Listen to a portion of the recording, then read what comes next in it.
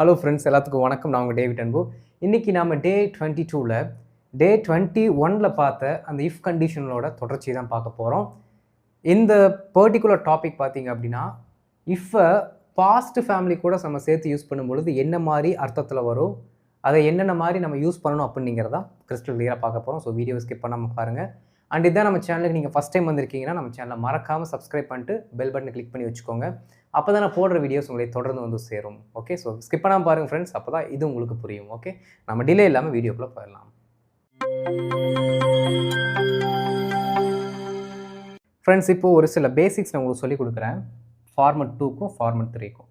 Format 2ல் என்னென்ன வரும் அப்படிங்கிற நான் சொல்லிடுறேன். ஃபஸ்ட்டு இஃப் கிளாஸ் கூட வரக்கூடிய அந்த மெயின் கிளாஸ் இருக்குது பார்த்தீங்களா, அதில் நம்ம பாஸ்ட் டென்ஸை யூஸ் பண்ணணும். அப்படி யூஸ் பண்ணோம்னா அதற்கு அடுத்து வரக்கூடிய மெயின் கிளாஸில் நாம் உட் அப்படிங்கிற இந்த வார்த்தை கூட V1 யூஸ் பண்ணணும். எப்படி? இஃப் அப்படிங்கிற அந்த பர்டிகுலர் வார்த்தை கூட பாஸ்ட் டென்ஸில் இருக்கக்கூடிய ஒரு மெயின் கிளாஸ் வந்தால் இந்த பக்கம் வரக்கூடிய மெயின் கிளாஸில் உட்டு கூட V1 வரணும். சரிங்களா? நல்லா கவனிக்கணும் நண்பர்களே. இதை வந்து பார்த்திங்கன்னா நாம் ஹைப்போதெட்டிக்கல் சிச்சுவேஷன்லையும் கற்பனையான ஒரு இன்சிடெண்ட்டை பேசுகிறதுக்கு நாம் யூஸ் பண்ணுறோம். சரிங்களா? நல்லா கவனிக்கணும். அந்த கற்பனையும் வேறு ஏதோ டென்ஸ்லலாம் நீங்கள் வச்சுக்க போகிறது கிடையாது. அந்த கற்பனையை நிகழ்காலத்தில் பொருத்தி தான் நீங்கள் பேசுவீங்க. இதை நல்லா நீங்கள் புரிஞ்சுக்கணும். கற்பனை முழுக்க முழுக்க நடக்கிறதுக்கு வாய்ப்பே இல்லை. ஆனால் முழுக்க நடக்கிறதுக்கு வாய்ப்பே இல்லாத இன்சிடெண்ட்டை நீங்கள் ப்ரெசென்ட்டில் தான் என்ன பண்ணுவீங்கன்னா வச்சு பேசுவீங்க. அப்படி நடக்கவே நடக்காதுடா, ஆனால் அதை நான் ப்ரெசென்ட்டில் வச்சு பேசுகிறேன் அப்படிங்கிற மீனிங்கில் நீங்கள் எடுக்கும் பொழுது ஆட்டோமேட்டிக்காக நாம் இதுக்கு முன்னாடி அந்த ஃபஸ்ட்டு பேட்டர்னில் படிக்கும் பொழுது ஒரு சில மீனிங் எடுத்தோம் பார்த்தீங்களா, அதே மீனிங் தான் இங்கேயும் வரும். எப்படி? அதே மீனிங் தான் வரும். நான் மட்டும் முதலமைச்சராக இருந்தால் இந்த திட்டத்தை கொண்டு வருவேன். நல்லா கவனிக்கணும். நான் மட்டும் முதலமைச்சராக இருந்தால் இந்த திட்டத்தை கொண்டு வருவேன் அப்படின்னு நான் சொல்கிறேன். இந்த டோனை நீங்கள் கவனிக்கும் பொழுது ப்ரெசென்ட்லேயே தான் இருக்குது. நம்ம ஃபஸ்ட்டு பேட்டர்ன் படித்த அதே டோனில் தான் இருக்குது.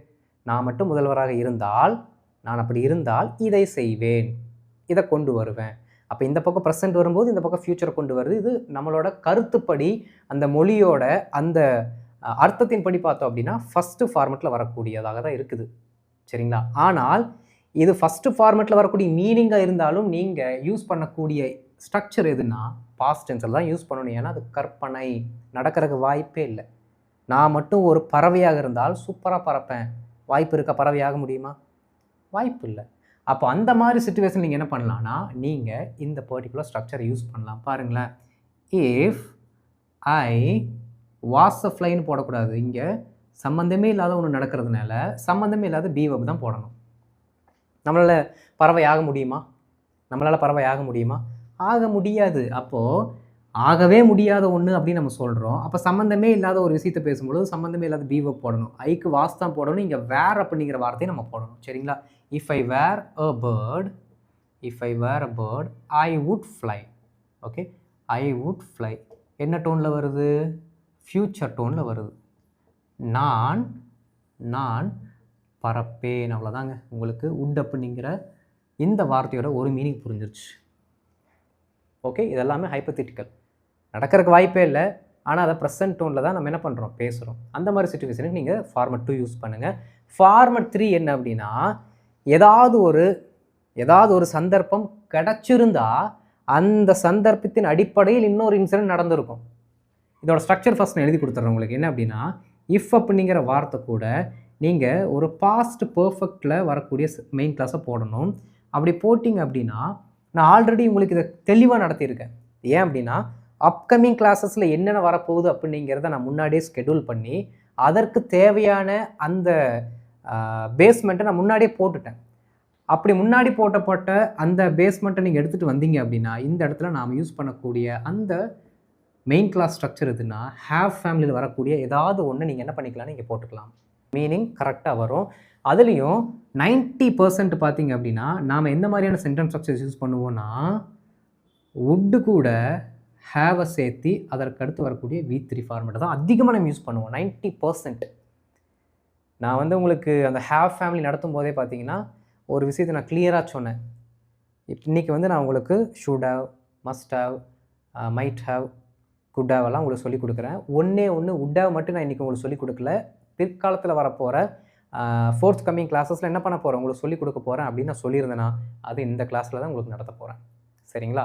அப்போ என்னது, இஃப் கூட ஒரு பாஸ்ட் பர்ஃபெக்டில் இருக்கக்கூடிய சென்டென்ஸ் வந்தால் அந்த பக்கம் இருக்கக்கூடிய மெயின் கிளாஸில் நீங்கள் ஹேவ் ஃபேமிலி யூஸ் பண்ணணும், மறக்கக்கூடாது.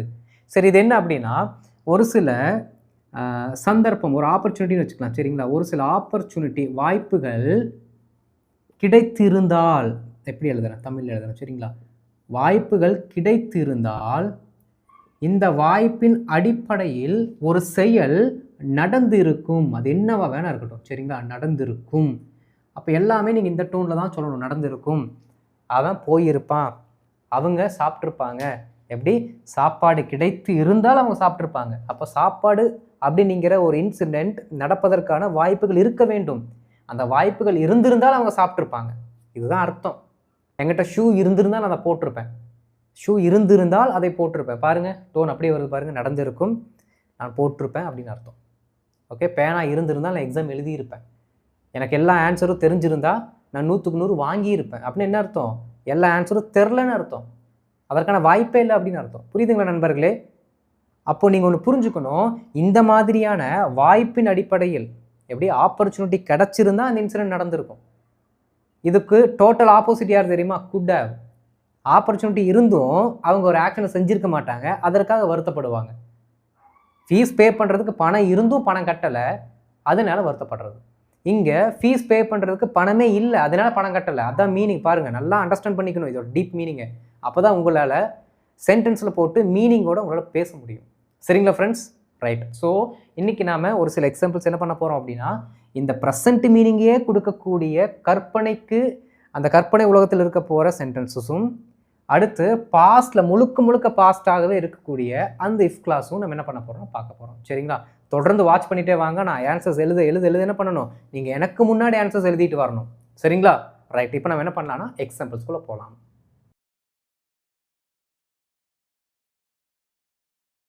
ஃப்ரெண்ட்ஸ், இப்போ ஃபார்மட் 2க்கு நாம் ஒரு சில எக்ஸாம்பிள்ஸ் பார்க்கலாம். பாருங்கள், இஃப் கூட V2 வந்தால் அந்த பக்கம் would + V1 வரணும். மீனிங் எப்படியே வருமாமா, ப்ரெசென்ட்டில் இருக்க மாதிரியே தான் மீனிங். அந்த ஃபார்மட் 1 படிச்சோம் அதே மீனிங் தான் வரும். ஆனால் எல்லாமே கற்பனையில் நடக்கிற மாதிரியே இருக்கும். அதனால் பாஸ்ட் ஸ்ட்ரக்சரை நம்ம யூஸ் பண்ணணும். சரிங்களா? வாங்க. அவன் உயரமாக இருந்தால் மிகப்பெரிய கூடைப்பந்து வீரனாக இருப்பான். அதாவதுங்க, ஒருத்தர் வந்து இப்போ ரொம்ப ஒரு 4 அடி 5 அடி தான் இருக்கிறாரு. ஓகே, அப்போ நம்ம அவர் பேஸ்கெட் பால் நல்லா விளாட்றத நம்ம பார்க்குறோம். ஆனால் நல்லா ஹைட்டாக இருக்கவங்க பார்த்தீங்கன்னா அவரை வந்து பைபாஸ் பண்ணி பாலை வாங்கிட்டு போய் போட்டுடுறாங்க. அவரால் ஒன்றும் பண்ண முடியல. அப்போ நம்ம சொல்கிறோம், சே இவன் மட்டும் நல்லா ஹைட்டாக இருந்தானா வேறு லெவல் பிளேயராக இருப்பான்டா அப்படின்னு நம்ம சொல்லுவோம். அப்படி அவர் ஹைட்டாக இருக்கிறதுக்கு வாய்ப்பே இல்லை. ஹைட்டுனா ஒரு 6 அடி இருக்கணும். அப்போ 4 அடியில் இருக்கிறவர் 6 அடியாக இருக்கிறதுக்கு வாய்ப்பே இல்லை. ஆனால் கற்பனையில் நம்ம சொல்கிறோம், இவன் மட்டும் அப்படி இருந்தானா கண்டிப்பாக இவன் எப்படி இருப்பான் அப்படின்னு நம்ம சொல்கிறோம். புரியுதுங்களா? இந்த மாதிரி கற்பனைக்கு தான் நம்ம என்ன பண்ணுறோம், இந்த பர்டிகுலர் ஃபார்முலாவை நம்ம யூஸ் பண்ணுறோம். சரி வாங்க. அவன் உயரமாக இருந்தால், அப்போ கற்பனையில் தான் நம்ம சொல்கிறோம். நடக்காத ஒன்று, நடக்கிறதுக்கு வாய்ப்பே இல்லாத ஒன்று சொல்லும் பொழுது இஃப் அப்படிங்கிற வார்த்தையை போட்டு யாரை பற்றி பேசுகிறோம், அவரை பற்றி பேசுகிறோம். அப்போ ஹீ உயரமாக இருந்தால், okay, if he was dollar, இதுதான் நம்ம நார்மலாக யூஸ் பண்ணக்கூடிய சென்டென்ஸ். ஆனால் இங்கே கற்பனைக்கு எட்டாத ஒன்று நம்ம என்ன பண்ணுறோம், பேசுகிறோம் அப்படின்னா இந்த பர்டிகுலர் பி வேர்பை நீங்கள் என்ன பண்ணிடணும், மாற்றி வேர் அப்படிங்கிற பி வேர்பு போடணும். இஃப் ஹீ வேர் டாலர், அவ்வளோதான். இஃப் ஹீ வேர் டாலர் மிகப்பெரிய கூடைப்பந்து வீரனாக இருப்பான். ஓகே, ஹீ வுட் பி எ, ஏன்னா அவர் அந்த மாதிரி இருப்பார், இந்த மாதிரி இருப்பார்னு நிலைமையை பற்றி பேசும் பொழுது நாம் வில் பீன்னு தான் யூஸ் பண்ணுவோம். இந்த பக்கம் என்ன பண்ணுவோம், சிம்பிள் ப்ரெசன்ட் டென்ஸ் யூஸ் பண்ணுவோம். நம்ம போன ஸ்ட்ரக்சரில் படித்த மாதிரி I am a teacher, I am handsome. இது நம்மளுடைய உடலை பற்றின ஒரு எக்ஸ்ட்ரா இன்ஃபர்மேஷன், நம்ம உடலோட அமைப்பு, நம்மளோட உடலின் நிலையை பற்றின இன்ஃபர்மேஷனை கொடுக்கறதுக்கு நம்ம நார்மலாக பி வெர்ப் யூஸ் பண்ணுவோம். அதையே தான் என்ன பண்ணுறோம் அப்படின்னா நம்ம இங்கே யூஸ் பண்ணியிருக்கோம். ஆனால் நடக்காத ஒன்று, நடக்கிறதுக்கு வாய்ப்பே இல்லாத ஒன்று அப்படிங்கிறதுனால மாற்றி யூஸ் பண்ணுறோம். அதே மாதிரி வில் பிக்கு பதிலாக வுட் பிங்கிற வார்த்தை யூஸ் பண்ணுறோம், அவ்வளோதான். Okay, he would be a great basketball player, அவ்வளோதான், சிம்பிள். பாருங்கள், if he were taller he would be a great basketball player. If he were taller, நல்லா கவனிக்கணும், வா சொல்லிடக்கூடாது. If he were taller he would be a great basketball player, அவ்வளோதான். புரியுதுங்களா? Right. நான் நீயாக இருந்தால் மன்னிப்பு கேட்பேன். நீ தானே மன்னிப்பு கேட்க மாட்டீர, நான் மட்டும் நீயாக இருந்துன்னு வச்சுக்கோவேன், நான் மட்டும் உன் இடத்துல இருந்துன்னு வச்சுக்கோவேன், டெஃபினட்டாக நான் மன்னிப்பு கேட்பேன் அப்படின்னு சொல்லுவோமா இல்லையா? நம்ம இன்னொரு ஆளாக மாற முடியாது, வாய்ப்பு இல்லை. இருந்தாலும் கற்பனையை பண்ணி என்ன பண்ணுறோம், நாம் பேசுகிறோம். அதற்கு தான் நாம் இந்த ஸ்ட்ரக்சரை வச்சுருக்கோம். ஓகே, நான் நீயாக இருந்தால், இஃப் ஐ வேர் யூ, அவ்வளோதாங்க, முடிஞ்சு போச்சு. இஃப் ஐ வேர் யூ, நான் மன்னிப்பு கேட்பேன். I would apologise. I would apologise. முடிஞ்சு போச்சு. ரொம்ப simple. If I were you, I would apologise. If I were you, I would apologise. Simple. நம்மிடம் அதிக பணம் இருந்தால் நாம் அந்த வீட்டு வாங்குவோம். அதிக பணம் இல்லை, நாமளும் டெய்லி வேலைக்கு போயிட்டு என்ன பண்ணுறோம், பணத்தை வாங்குகிறோம், இஎம்ஐ கட்டுறோம், மறுபடியும் பணத்தை வாங்குகிறோம், இஎம்ஐ கட்டுறோம். இடையில நம்ம ஒரு தரகர் தான், வாங்கு கொடு அவ்வளோதான். ஸோ நம்மக்கிட்ட மட்டும் எக்கச்சக்கமான பணம் இருந்தால் நாம் அந்த வீட்டு வாங்குவோம் அப்படின்னு கற்பனையில் என்ன பண்ணுறோம், நம்ம பேசுகிறோம். அப்போ ரொம்ப சிம்பிள். இஃப் வி ஹேவ் மணின்னு சொல்லுவோம், ஆனால் வி ஹேட் மோர் மணின்னு சொல்லணும். Okay, if we had more money, if we had a lot of money சொல்லலாம். If we had a lot of money, if we had more money, நாம் அந்த வீட்டை வாங்குவோம். ஓகே, வி வுட், அவ்வளோதான். We will buy that ஹவுஸ்ன்னு சொல்லுவோம், ஆனால் we would buy that ஹவுஸ்ன்னு சொல்கிறோம். அவ்வளோதாங்க, சிம்பிள். ரொம்ப easy. If we had more money, we would buy that house. If we had more money, we would buy that house. அவள் French மொழி பேசினால் அவள் பாரிஸுக்கு போவாள். அவளுக்கு ஃப்ரெஞ்சுன்னு என்னன்னு தெரியாது, ஃப்ரெஞ்சு லாங்குவேஜ் இது வரைக்கும் கேட்டது கூட கிடையாது. இன்கேஸ் அவள் மட்டும் ஃப்ரெஞ்சு பேசினா வச்சுக்கோவேன், அவள் ஃப்ரான்ஸுக்கு போவா, இல்லாட்டி பாரிஸ் போவா அப்படின்னு நம்ம சொல்கிறோம். அது நடக்கிறதுக்கு வாய்ப்பு இல்லை. ஒரு வேலை கற்பனை உலகத்தில் அந்த இதில் நம்ம பேசணும் அப்படின்னா இங்கே நம்ம இந்த மாதிரி சென்டென்ஸ் நம்ம யூஸ் பண்ணலாம். ஓகே, அவள் ஃப்ரெஞ்சு மொழி பேசினால். இஃப் ஷீ ஸ்போக், அவ்வளோதான். If she spoke French. Okay, if she spoke French, அவள் பாரிஸுக்கு போவாள். Okay, she would move to Paris. She would move to Paris. If she spoke French, she would move to Paris. If she spoke French, she would move to Paris. Tamil அர்த்தம் பார்த்தீங்கன்னா உங்களுக்கு புரிஞ்சிடும். கடைசியாக ஒன்று, இது கோடை காலம், இது சம்மரு. இப்பொழுது பனி பொழிந்தால், கோடை காலத்தில் பனி பொழியுமா? வாய்ப்பே இல்லை. இன்கேஸ் பொழிந்தால் நாம் பனி மனிதனை கட்டுவோம். அவ்வளோதான், ரொம்ப சிம்பிள். இது கோடை காலம். This is summer. ஓகே, இப்பொழுது பனி பொழிந்தால், மழை வந்தால் இஃப் இட் ரெயின்ஸ்னு சொல்லுவோமா, அதே மாதிரி இஃப் இட் ஸ்னோட் அப்படின்னு நீங்கள் சொல்லணும். அவ்வளோதான். If it snowed, we would, அவ்வளோதான். We would build a snowman. அவ்வளோதான். We would build a snowman, பனி மனிதன். This is summer. If it snowed, we would build a snowman. This is summer. If it snowed, we would build a snowman. அவ்வளோதாங்க friends, ரொம்ப simple. இதுதான் பார்த்தீங்க அப்படின்னா if கிளாஸோட second பேட்டர்னில் வரக்கூடிய அர்த்தம். புரியுதுங்களா? அர்த்தம் எப்படி வருது? ப்ரெசன்ட் ஃபேமிலி கூடவே தான் வருது. ஆனால் சென்டென்ஸ் ஸ்ட்ரக்சர்ஸ் எப்படி இருக்குது? பாஸ்ட் ஃபேமிலி கூடவே தான் இருக்குது. புரியுதுங்களா? ரைட். இந்த தெளிவு இருந்தாலே போதும். நீங்கள் இதுக்கப்புறம் என்ன பண்ணிக்கலாம், இதை நீங்கள் யூஸ் பண்ணிக்கலாம். இப்போ நம்ம பேட்டர்ன் 3ல் பர்ஃபெக்ட் டென்ஸ் கூட வந்தால் எப்படி யூஸ் பண்ணலாம் அப்படிங்கிற ஒரு சில எக்ஸாம்பிள்ஸ் பார்க்கலாம்.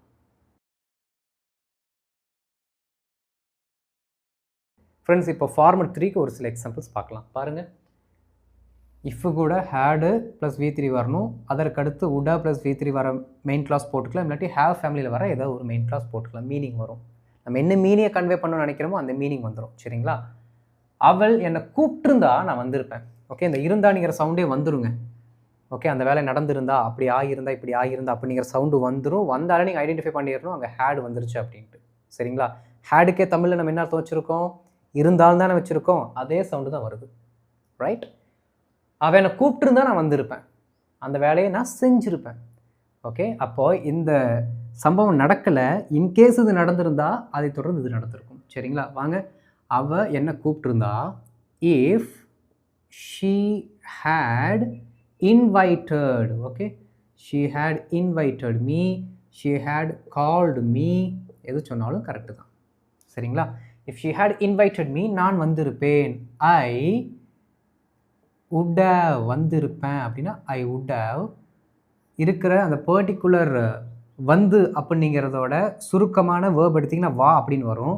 கம் அப்படிங்கிறதோட தேர்ட் ஃபார்ம் என்ன அப்படின்னா கம், கேம், என்ன வரும்? கம், கேம், கும். Very good. Come, game. நான் சொல்கிறேன்னு சொல்லிட்டு என் கூட சேர்ந்து நீங்களும் சொல்லக்கூடாது. கம், கேம், கம்மு தான். ரெகுலர் வேர்ப், இர்ரெகுலர் வேர்ப்லாம் பக்காவாக படித்து வச்சுருக்கணும்.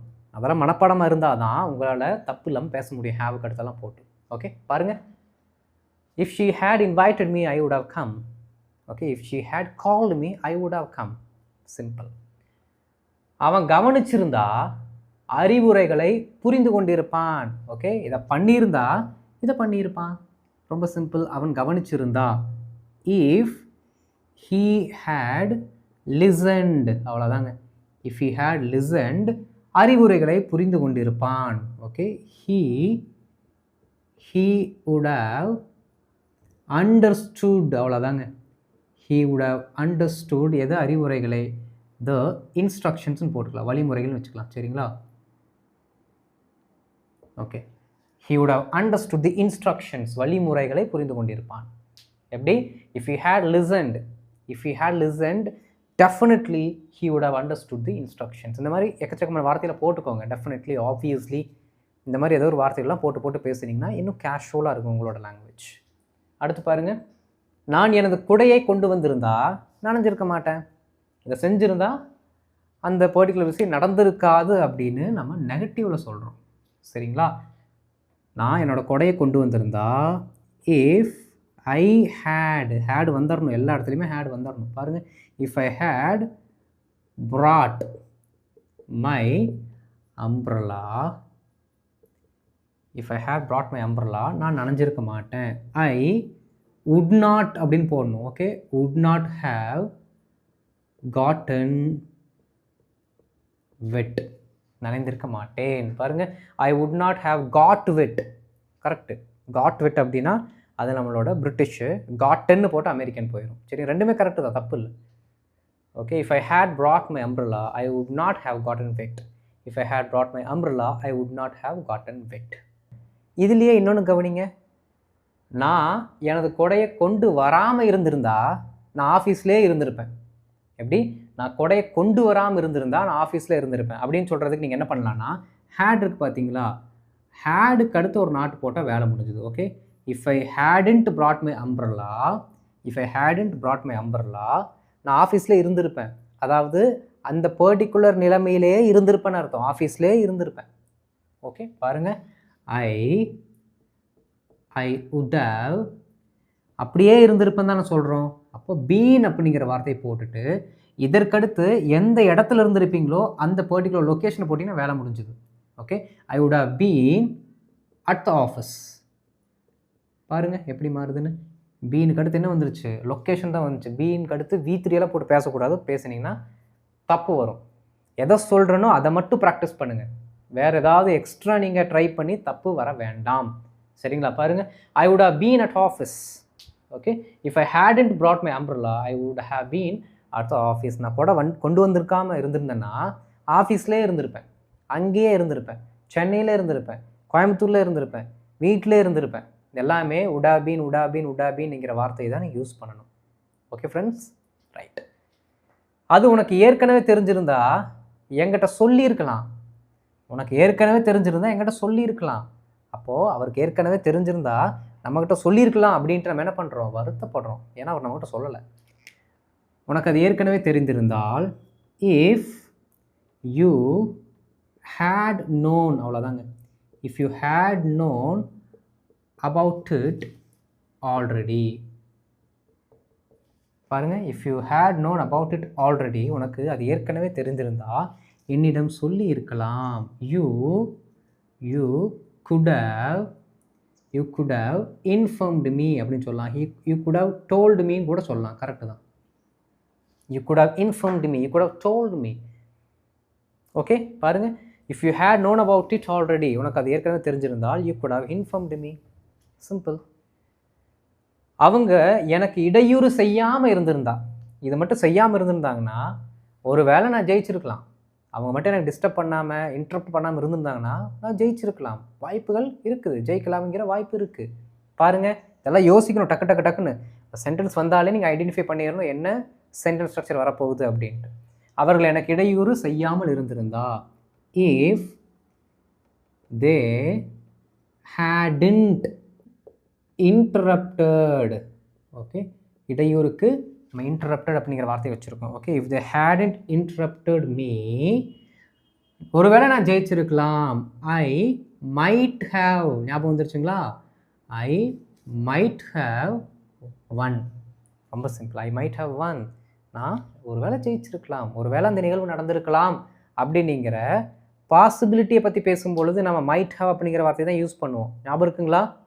ஆப்பர்ச்சுனிட்டி, அதுவும் இழந்து போன செய்யப்படாத ஒரு நிகழ்வை, கம்ப்ளீட் பண்ணப்படாத ஒரு நிகழ்வை பற்றி பேசி வருத்தப்படுறோம்னா நம்ம குட் ஹாவ் யூஸ் பண்ணுவோம். அதுவே பாஸ்டில் அந்த வினையை நம்ம ஒரு வேலை செஞ்சுருக்கலாம், வாய்ப்புகள் இருந்துச்சு அப்படிங்கிற பாசிபிலிட்டியை பற்றி பேசணும் அப்படின்னா நம்ம என்ன பண்ணுறோம்? மைட் ஹாவ் யூஸ் பண்ணுறோம். பாருங்கள், if they hadn't interrupted me, I might have won.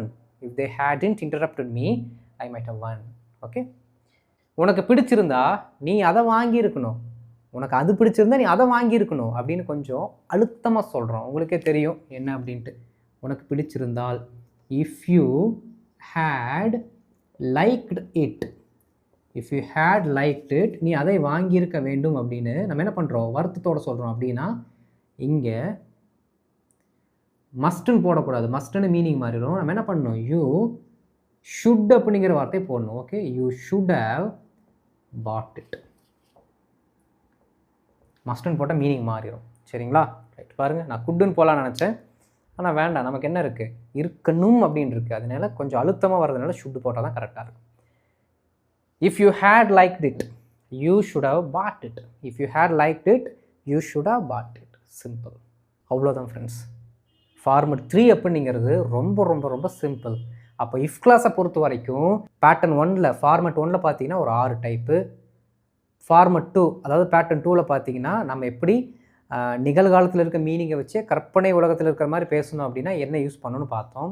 Format 3ல் பார்த்தீங்க அப்படின்னா பாஸ்ட் பர்ஃபெக்ட் வரும்பொழுது இந்த பக்கத்தில் ஹேவ் ஃபேமிலி, அதுவும் குறிப்பாக உட் ஹேவ் அப்படிங்கிற வார்த்தையை நம்ம யூஸ் பண்ணணும் அப்படிங்கிறது இன்றைக்கி கிறிஸ்டல் கிளியராக பார்த்துட்டோம். தொடர்ந்து ப்ராக்டிஸ் பண்ணுங்கள். நிறைய எக்ஸாம்பிள்ஸ் நீங்கள் உங்கள் ஓனாக நீங்கள் ப்ராக்டிஸ் பண்ணணும். சரிங்களா? ரைட், இந்த வீடியோ பிடிச்சிருந்துச்சுன்னா மறக்காமல் லைக் பண்ணிட்டு மற்றவங்களுக்கு ஷேர் பண்ணுங்கள், அவங்களும் தெரிந்து கொள்ளட்டும். அண்ட் இதான் நம்ம சேனலை நீங்கள் ஃபஸ்ட் டைம் வந்து இப்போ தான் ஃபஸ்ட் டைம் நீங்கள் பார்க்குறீங்கன்னா மறக்காமல் நம்ம சேனலை சப்ஸ்கிரைப் பண்ணி வச்சுக்கோங்க. கூடவே சேர்த்து பெல் பண்ணி கிளிக் பண்ணி வச்சுக்கோங்க. அப்போ தான் நான் போடுற வீடியோஸ் உங்களுக்கு தொடர்ந்து வந்து சேரும். சரிங்களா? அடுத்த வீடியோவில் உங்களை நான் பார்க்குறேன். அது வரைக்கும் இந்த பர்டிகுலர் டாப்பிக்கை நல்லா ப்ராக்டிஸ் பண்ணிட்டுருங்க. இதுக்கப்புறம் ஹோம்ஒர்க் ஓடும், ப்ளே ஆகும். ஹோம்ஒர்க் என்ன பண்ணுங்கள்? பாஸ் பண்ணி ஆன்சர் எழுதுங்க. ஹோம்ஒர்க் அடுத்தே பார்த்தீங்க அப்படின்னா ஹோம்ஒர்க்கோட ஆன்சர்ஸ் வரும். ஸோ நீங்கள் என்ன பண்ணுங்கள்? ஃபஸ்ட்டு மால் ப்ராக்டிஸ் பண்ண மாட்டீங்க, இருந்தாலும் நான் சொல்கிறேன், என்னோடய கடமை. ஃபஸ்ட் என்ன பண்ணுங்கள்? ஹோம்ஒர்க் எழுதுங்க. எழுதிட்டு நீங்கள் எழுதின ஹோம்ஒர்க்கில் கரெக்டான ஆன்சர்ஸ் கூட வந்து செக் பண்ணிக்கோங்க. ஓகே, ரைட், அடுத்த வீடியோவில் பார்க்கலாம். தேங்க்யூ.